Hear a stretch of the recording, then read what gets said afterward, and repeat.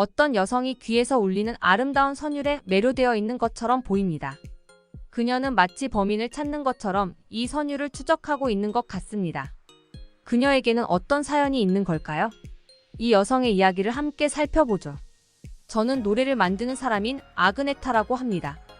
작곡을 시작한 지 꽤나 오랜 시간이 지났고 점점 머릿속에 새로운 악상이 떠오르지 않는 지경까지 이르게 되었답니다. 그때 이 커뮤니티에서 K-팝 목록이 정리된 글을 보게 되었고 그냥 한 번씩만 들어보기로 하고 들었는데요. 사실 저는 K-팝을 좀 무시하는 경향이 있었습니다. 지금 나오는 K-팝의 대부분의 곡들이 외국 작곡가의 손을 타는 경우가 많고 저한테도 간간히 한국의 유명 가수의 노래 의뢰가 들어오기 때문이었죠. 그런 사실이 있다 보니 저에겐 크게 도움이 되지 않고 무의식적으로 표절을 할 수도 있겠다는 생각에 굳이 K-팝을 듣거나 하지 않았던 거죠. 하지만 이젠 도망칠 곳이 없던 저는 K-팝을 듣기 시작했고 꽤나 좋은 노래들을 많이 듣게 되었으며 그런 노래들을 분석하고 알아가는 과정 중에 이상한 정보를 하나 얻게 되었죠. 한국의 대중문화는 일본의 영향을 많이 받았으며 특히 한국의 문화가 전 세계에 알려지기 전에 지대한 영향을 받았다는 정보였죠. 그렇다면 일본의 음악을 분석하는 게 조금 더 도움이 될 수도 있겠다는 생각을 하게 되었고 일본의 음악도 들어보기 시작했지만 무언가 닮은 듯 다른 부분이 있었으며 의문점이 생기기 시작했답니다. 그래서 조금 더 과거의 음악들을 듣고 싶어졌는데 아쉽게도 유럽의 인터넷에서 구할 수 있는 정보로는 한계가 나타나고 있었고 조금 더 하면 앞으로 나아갈 방법을 알 수 있을 것 같다는 생각이 잔뜩 들게 되었을 때쯤 정말 신의 뜻처럼 한국에서 연락이 왔고 저의 곡을 쓰고 싶다고 한번 영상으로 미팅을 해보자는 이야기가 나오게 되었으며 저는 그 기회를 놓치면 안 되겠다는 생각에 한국에서 이야기를 해보자는 의견을 말한 이후 회사의 지원을 받아 한국으로 갈 수 있는 기회를 잡을 수 있었습니다.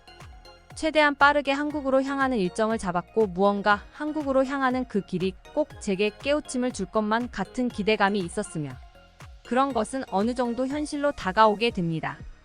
그렇게 한국을 도착해서 처음 느껴지는 공항의 모습은 상당히 한국다웠습니다. 전통적인 한국이 아닌 정말 제가 느낀 한국 그대로 말이죠. 그 당시에는 그냥 신기하다고 생각을 했지만 제가 한국에서 겪은 일들을 생각해보면 충분히 한국스러웠다고 말할 수 있을 것 같네요. 처음 오는 사람들도 어색하지 않게 꽤나 다양한 방법으로 길이나 정보들을 가르쳐주고 있었고 가득 찬 첨단 기술들로 최대한 편안함을 느끼게 해주고 과도할 정도로 넘쳐나는 편의시설은 배려와 따뜻함 그리고 넉넉한 인심으로 대표되는 한국 사람만의 특징과 상당히 부합하다고 지금은 생각하고 있습니다. 그렇게 마중 나온 회사 직원과 함께 곧장 회사로 향하면서 일의 진행 방향에 관련된 이야기를 듣게 됐는데 제 노래를 곧장 사용하는 것이 아닌 다른 작곡가와 협업을 진행해서 좋은 부분만 쓰고 싶다고 이야기를 했으며 저는 일의 진행 방향도 중요했지만 그것보다 K-팝의 역사가 더 궁금했고 어디부터 음악을 들어야 할까? 라는 생각이 가득 차 있었으며 어떤 일본 음악들과 비교를 해야 할까?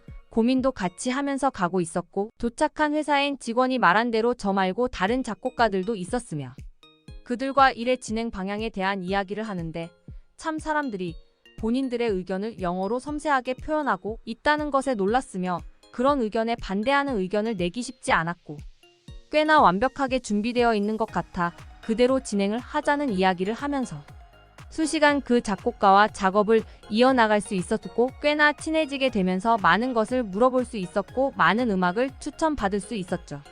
그렇게 동료들이 전해준 플레이리스트를 하나둘씩 듣는데 정말 아름다운 선율이 가득하다는 것을 알게 되었으며 지금은 그 가사의 뜻을 정확히 알고 있지만 그 당시엔 뜻은 몰랐지만 무엇을 이야기하고 싶어 하는지는 그 선율과 분위기 안에서 충분히 느낄 수 있었습니다. 특히 유재하와 김광석이라는 가수는 제 심금을 울리는 선율 등을 보여주었고 그런 곳에서 한국인만의 독창성을 느낄 수 있었습니다. 그렇게 동료가 추천해준 일본 음악들도 듣고 분석하면서 불편한 점을 한 가지 발견할 순 있었습니다. 한국의 음악과 일본의 음악이 어느 정도 공통성을 갖고 있다는 것이었습니다.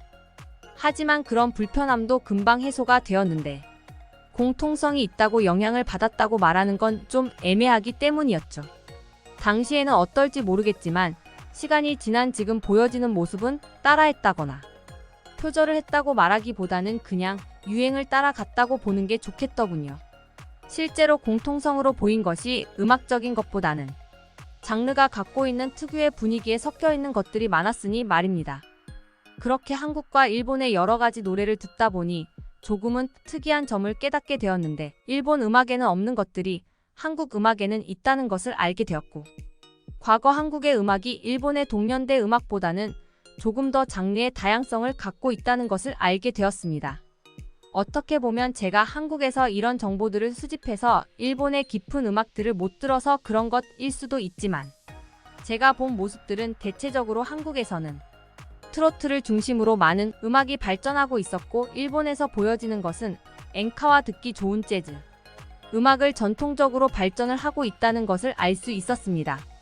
추후에 시간이 지나면서 일본은 조금 더 전자음악을 기반으로 한 음악들이 발전을 하면서 80년대 후반에 들어서는 아시아 음악의 유행을 선도하게 되었으며, 그런 이미지와 일본의 선동으로 인해 많은 사람들이 한국이 일본의 유행을 따라가고 있다는 것을 알 수 있었죠. 그걸 쉽게 알 수 있는 게 80년대가 되면서 일본의 음악과 한국의 음악은 결을 달리하기 시작하니 말입니다.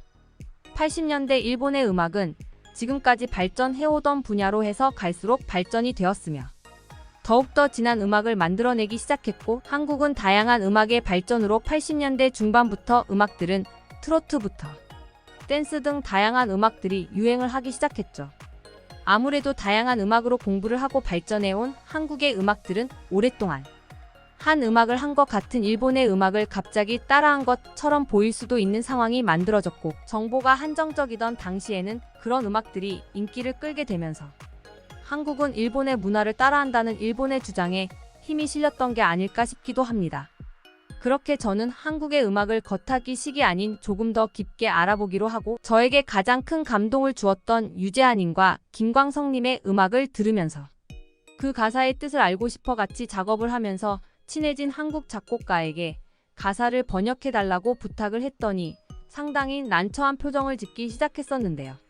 지금은 제가 상당히 무례하고 힘든 부탁을 했다는 것을 알고 있지만, 당시에는 그런 생각을 하지 못하고 그냥 번역을 해주는 게 어렵나 란 생각이 들어서 생떼를 부리듯 부탁을 했고, 그 작곡가 친구는 시간이 좀 걸릴 수 있으니 기다리라는 말과 함께 며칠간 감감무소식이었으며, 친구에게 과도한 부탁을 한 건가 싶어서 포기하고 돈을 주고 맡길 사람을 찾으려는 순간 친구에게 메일이 왔다는 알림이 떴고, 여러 번 메일에는 말도 안 될 정도로 긴 글들이 적혀 있었습니다. 이게 무슨 편지인가 싶어서 글을 찬찬히 읽어보려는데 작곡가 친구에게 연락이 왔고, 그 친구의 이야기에 놀라움을 감추지 못했습니다. 영어로 표현하기엔 너무나 다양한 문장들과 표현법이 있어 며칠 시간이 걸렸다는 이야기였고, 원래는 너무나 오래 걸릴 것 같아 못해준다고 이야기를 하려고 했지만 너무나 열정이 멋있다는 생각과 음악을 하는 사람이 아닌 다른 사람이 해석을 하게 되면 정확히 표현을 못해줄 것 같아 본인이 꼭 해줘야겠다는 사명감에 꽤나 오래 걸렸다고 이야기를 해주었죠. 하지만 받아본 저도 상당히 미안할 수밖에 없었던 것이, 가사 한 편에 써져 있는 가사는 몇 장이 될 정도로 꽤나 길게 해석이 되어 있었고, 제가 이해를 못할 만한 글들은 하나하나씩 여러 가지 표현으로 제가 이해할 수 있게 설명까지 해주었던 것이죠. 친구의 노고에 고마움을 느끼면서 가사를 하나하나씩 읽어나가는데 참 대단한 가사들이 많음을 알게 되었습니다. 당시의 시대상을 보여주는 가사도 있었고, 사랑을 빗대어 표현하는 방법 등 수많은 가사를 볼 수 있게 되었고, 그런 가사는 선율로만 느끼던 감동을 수십 배까지 증폭시켜주는데 충분한 역할을 하는 가사였고, 한 편 한 편을 읽을 때마다 잘 쓰여진 단편 소설을 보는 듯 하였으며, 이런 작품을 만들어내기 위해선 어떤 경험을 하고 어떤 삶을 살아야 가능한 것인지에 대한 의문점이 생겼습니다.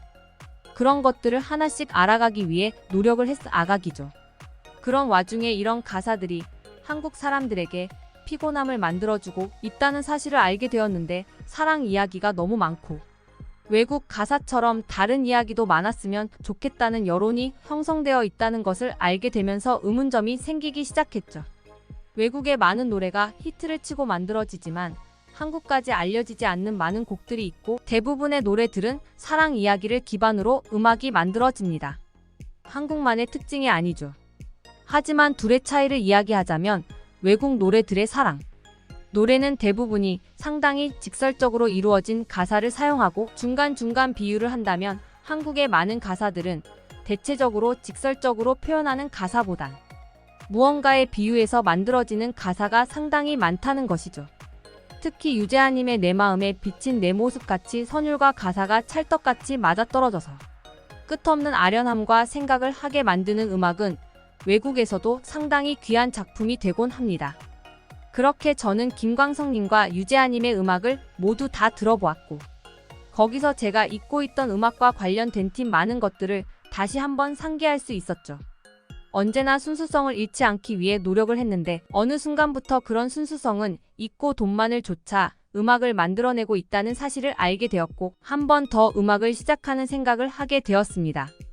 그렇게 며칠간 숙소에 누워 한국의 오래된 음악들을 들으면서 감상에 빠져있게 되다가 이 노래를 만든 사람들을 직접 만나봐야겠다는 생각에 작곡가 친구에게 연락을 해서 부탁을 하게 되었고 그 친구는 다시 한번 난감한 듯한 말을 했고 그러지 말고 만나서 밥이라도 한 끼 하면서 이야기하자고 약속을 잡고 저는 직접 대면을 할 수 있다는 생각에 신나게 친구를 만나러 갔고 저를 만난 친구는 밥을 먹으면서 아쉽게도 저 두 분은 만날 수 없다는 이야기와 함께 두 분 다 돌아가셨다는 이야기를 해주었죠.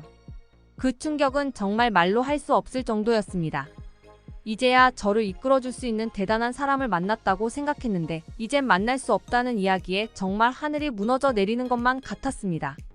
그렇게 친구는 제가 궁금한 것이 있으면 아는 선에선 최대한 성실히 대답을 해준다고 이야기를 했고 제가 궁금했던 것들을 물어보았을 때 음악적인 것 외에 다른 것에서 상당히 놀라게 되었답니다. 바로 한국만 갖고 있는 감정이라고 할 수 있는 한과얼이라는 개념을 배울 수 있었습니다. 처음 들었을 땐 슬픔의 감정이라고 생각을 했는데 친구는 굳이 계속해서 한이라는 단어를 사용했고 그 단어의 의미를 물었을 때 슬픔이나 분노, 아쉬움, 안타까움 등의 감정을 이야기하지만 이런 감정처럼 한순간에 느껴지는 것을 이야기하는 것이 아닌 지속성을 지닌 감정이라고 이야기하는데 그런 것들을 하나하나 나눠서 표현을 하다 보니 여러 가지 감정처럼 보인다고 제가 느끼는 감정의 대부분이 그런 한에서 나오는 것 같다고 이야기를 해주었죠. 그러면서 요즘 음악에는 그런 감정을 느낄 수 있는 작품들이 많지 않고 유행가처럼 순간순간 자극적인 음악이 많이 나와 본인도 아쉽다는 듯 이야기를 했습니다. 보통 음악에서 많은 감정을 표현하려고 하지만 뭔가 아쉬움이 남는다고 생각했는데 그런 것이 여기서 오는 것이 아닐까 싶었습니다.